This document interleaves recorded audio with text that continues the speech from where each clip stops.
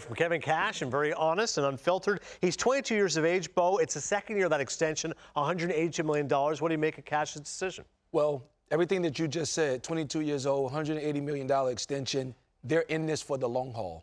And that's why if you're Kevin Cash and you're the Tampa Rays and you recognize this, you want to address it right now. Because the last thing that you want to do is allow this horse to continue to go down the path that you don't want it to go, knowing that you're married to this player. It's another thing if this is a player that is expendable. He's not expendable for the Rays. They're going to need him to be the man that they want him to be. And they're stepping in right now and saying, look here, this is not about success and failure. This is about how you are carrying yourself and what we want you to represent. It's not just a message to Franco. It's a message to the entire organization. That's exactly right. He's all over it. You get ahead of this, not let it continue or grow into any bigger of a problem. We've all been young. You said it, 22 years old. With what I knew at 22 years old, I was holding on for dear life trying to be a Major League Baseball player.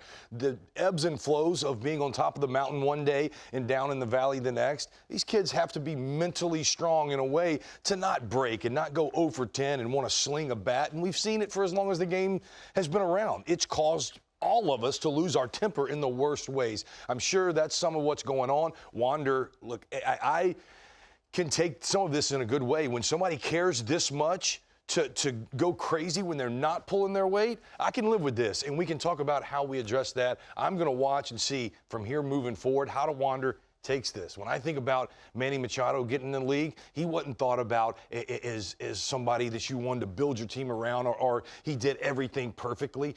I don't hustle here and there. He has grown, matured in leaps and bounds, and now is an incredible leader in a clubhouse. We're going to watch Wander Franco take that same journey. You don't have to give me the player specifically, but have you had situations like this, Bo? Young player, they said, you know what, I got to sit him down and kind of get his head straight? Yes, I've had situations like this. I mean, I managed the Houston Astros, and I had Jose Altuve, who was arguably our best player, that he had an out-of-body experience and didn't run a ball out. And it's how you handle it. When you think about those players that what I call are irreplaceable pieces, as a manager, you have to be very careful how you handle it. And what I love is that I'm pretty sure Kevin Cash talked to Wander Franco even before talking to the media. Yeah, of course. So it's not like this is a surprise.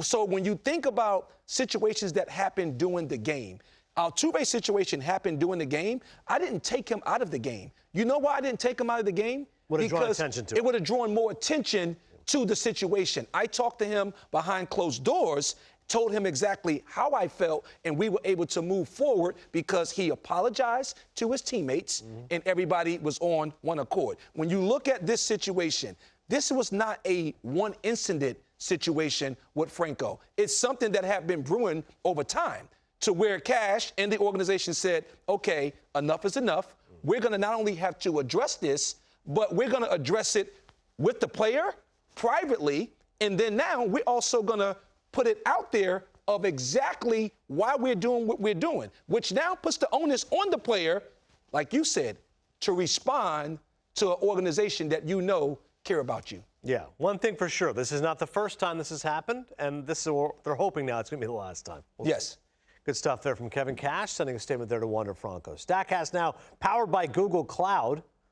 And this time we're looking at something specifically. One second. Let me one more thought here on Wander Franco. I just think it's also important, too, Jake, you have to be careful that you know the character of the person you're dealing with as well, right? Like certain guys you handle with kid gloves, certain guys you can kind of give them a little more of a push. Clearly, Franco can handle both styles.